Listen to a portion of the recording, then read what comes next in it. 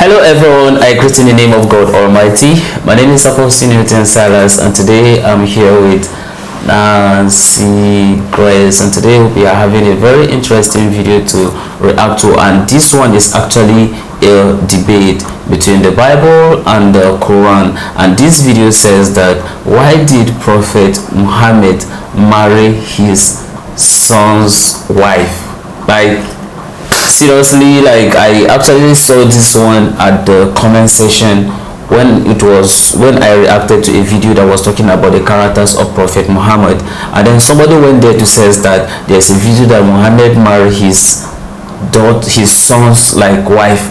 Then I was just very shocked how come, so I went on to check it out, and I saw this video, and I was like, I need to share it with you guys. I think so that maybe probably for more explanation or for more understanding of what truly happened. So if today happens to be the first time of you checking out my channel, don't forget to subscribe to my channel and follow me on my Facebook and Instagram. And if you have any video you want me to react to, don't forget to drop it at the comment section, and I'm going to check it out. So guys, before we get on to the video, I'm a theologian, and I make this video not to discredit anyone's religion, thought and belief, but this is basically for educational purposes, and I believe that at the end of this video we all are going to learn from this. So let's get down to this video and then check this out.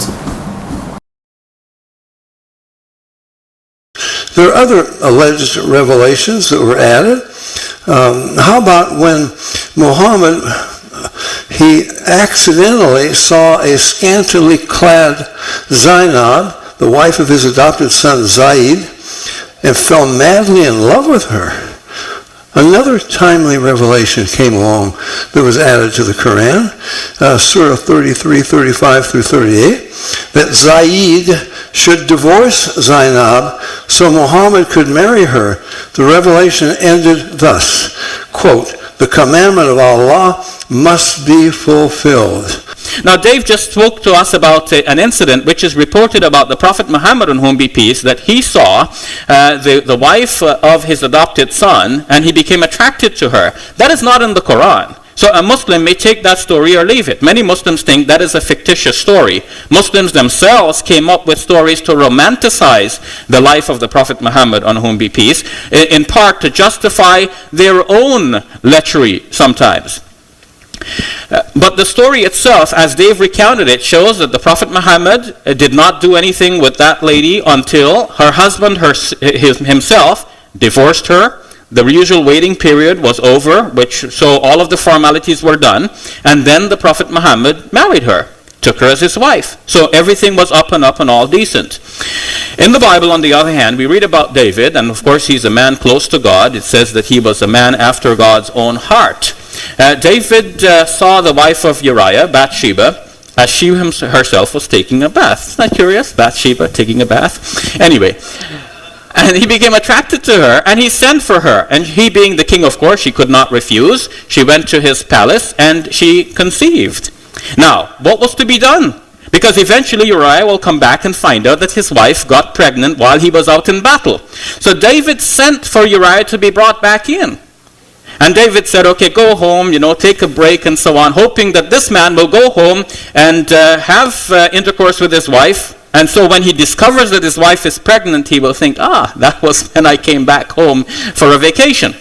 But this man, being faithful to the king and faithful to the country, said, I'm not going to go home. I cannot go home while my comrades are out in the battlefield. I must go back and fight there. So the man went back. But David sent a letter with him, sealed, instructing the general to place this man in the front lines and to all fall back from him so that the enemy will kill him. And this was done. So we have two different images of David. One in the Quran, one in the Bible. In the Quran, he is a peaceful person, singing tunes. In the Bible, he's quite violent. We can see that there are two different books here, and I wish I didn't have to bring this up, but Dave has in a way cornered me into this. Having read his books and thought about what might be appropriate as a response, it seemed to me that this is the way it had to go. Now, David was rebuked by Nathan the prophet for what he did, and some of the things that he cited, God rebuked him for that. Now, Dave just said that Jephthah was not approved by God, and neither was David, because David was rebuked by Nathan. And he's correct about David, at least in the incident with Bathsheba. Yes, David was rebuked for that, and the child was killed, which seems weird, because to kill the child means you're punishing Bathsheba twice. First, she lost her husband in the battle. To begin with, she was in fact taken advantage of by the king. Second, her husband is made to die. And third, her son, which is flesh of her own flesh, now is killed as a punishment to David. But nobody bothers about, what about the woman? How does she feel about all of this? That's a very interesting video, hearing some of the accounts of Prophet Muhammad, of what happened with his son-in-law, even though Dr. Shabir is saying that like it was his adopted son-in-law, but whichever way, whether adopted or his son, you understand, in-law, like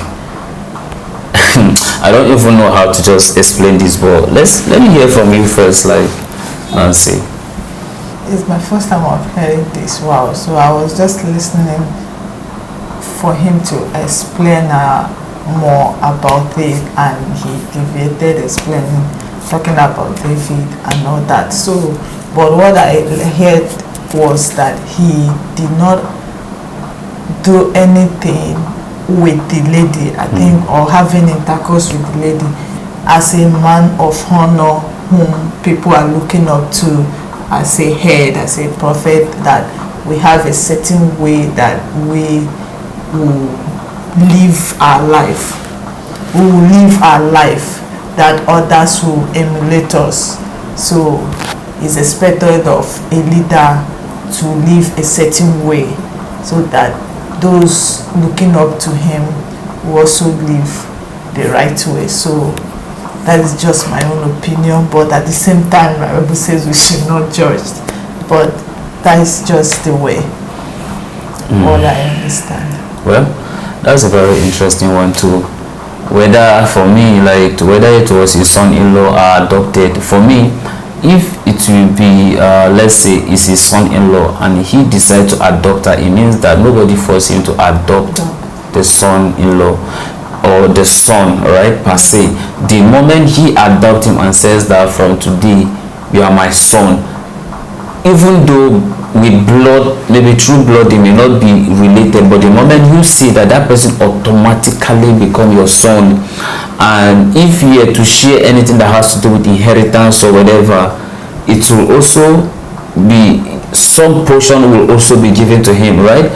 So I don't see it as a reason to say that because it was an adopted son, that's why he married her or something, even though Dr. Shabir is saying that like he waited until after, you understand, he divorced her. So the thing is, he is not even supposed in the first place to have a relationship with her. And then probably, we do not know, for the divorce, was the husband forced to divorce her so that the prophet can marry her or not? I don't know, but like this is just the first time I'm even just hearing this. But then when you look at Dr. Shabir explanation that David, look at Bathsheba, he have lust of her, we cannot be comparing David and Prophet Muhammad. Do you understand? Like, you get it, like, yeah, we don't have to be comparing David, because those ones okay, the difference is, of course, we as Christians, we see David as a king. We don't see David as a prophet or a minister.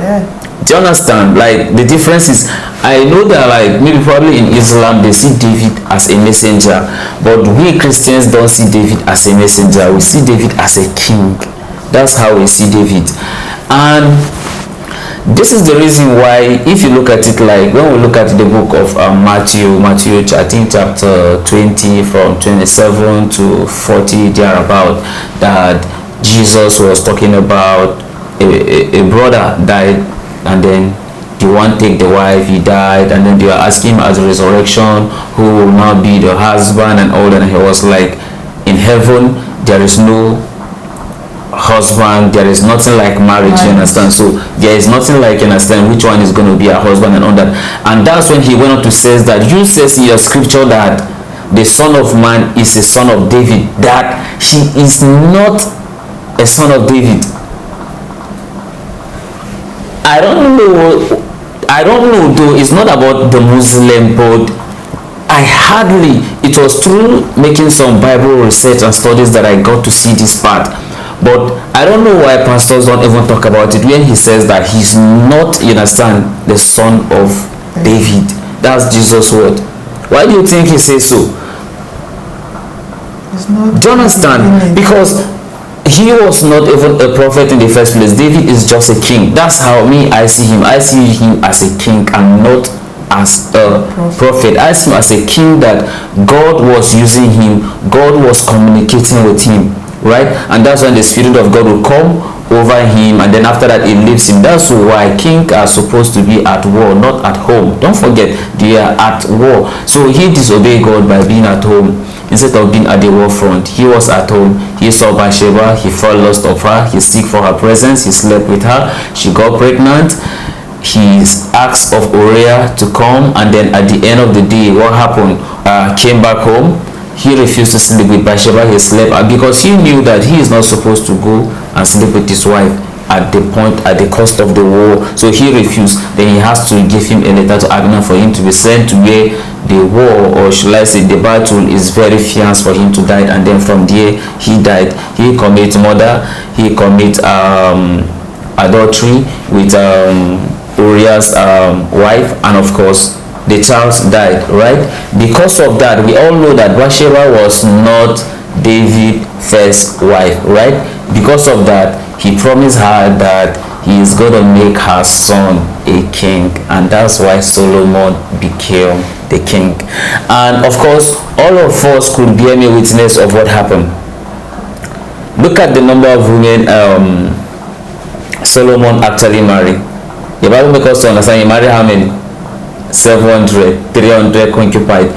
Do you look at the root of the foundation of how his mother and David came about? So I'm not surprised of some of the things he was doing. In fact, it's not about like because David was even saving, you understand, Solomon was even serving God. It led to the point that of course he did not even die in the church, he died in the shrine. Do you understand? Serving Baal.